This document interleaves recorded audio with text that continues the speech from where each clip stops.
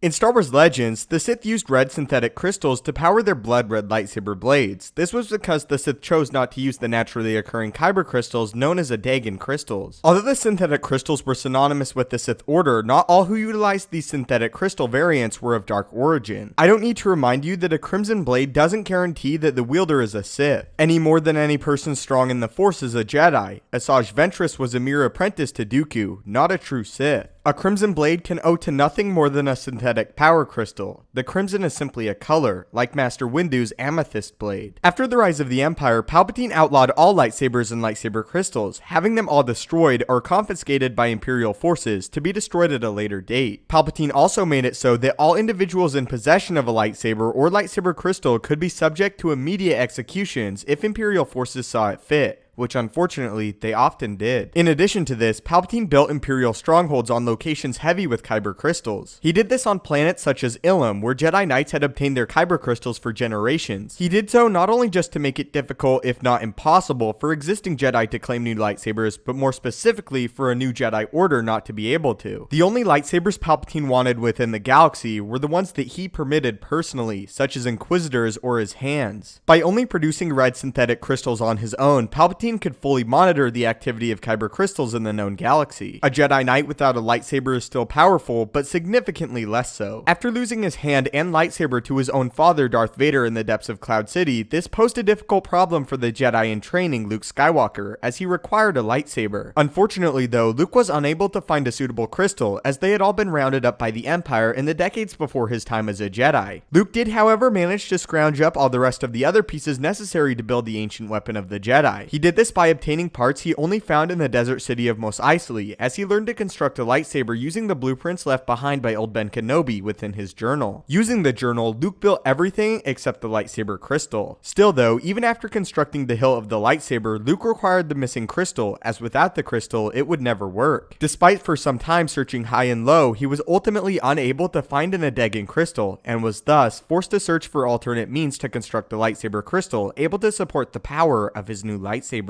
Due to his searching, Luke discovered Palpatine created lightsaber crystals by recreating the process of the production of a regular lightsaber crystal, by recreating the environment that would naturally produce the Adagan blades. Luke also discovered that Palpatine was able to do this because he had designed a special machine that produced the lightsaber crystals for him. But in addition to this, pouring dark side energies into them while they were being formed. After learning of this method, Luke found it the only option in which he could successfully create a lightsaber crystal. The process of making the crystal took Luke an entire month, as he was forced to recreate the environment using a furnace instead of a machine specifically designed to do so. Luke was also concerned that despite his efforts, the crystal would turn out red, and that he would be engulfed by the dark side of the Force, and give off the wrong message that he was in fact not a Jedi, but an initiate of the dark side of the Force. Because of this concern, Luke poured his light side energies and allegiance into the weapon, despite using the Sith process of creating a red synthetic crystal. In a sense, Luke did what Palpatine did, but only in reverse, and using the light side instead of the dark side of the Force. As he labored over time, the color altered from a crimson crystal into a green one. After a month of work, the lightsaber was finally complete, and emitted a green blade like Luke had desired it would. By imprinting on the synthetic crystal as if it were a naturally occurring one, Luke was able to achieve a green blade. A blade that would give him the strength needed to defeat his father, an Emperor above Endor, and even have the Emperor himself confirm that he had indeed constructed a Jedi weapon, despite the inner worries of Luke at the time. So what are your thoughts on Luke Skywalker's green lightsaber, and the fact that he used a Sith method in constructing the lightsaber crystal, but was able to switch its allegiance to the light side of the Force in the end? Interestingly, in the end, mirroring the eventual decision of his father Darth Vader to save his son and return to the light side of the Force himself. And as a final question for the end of the video, what is your favorite lightsaber color? Mine is green, purple, and yellow.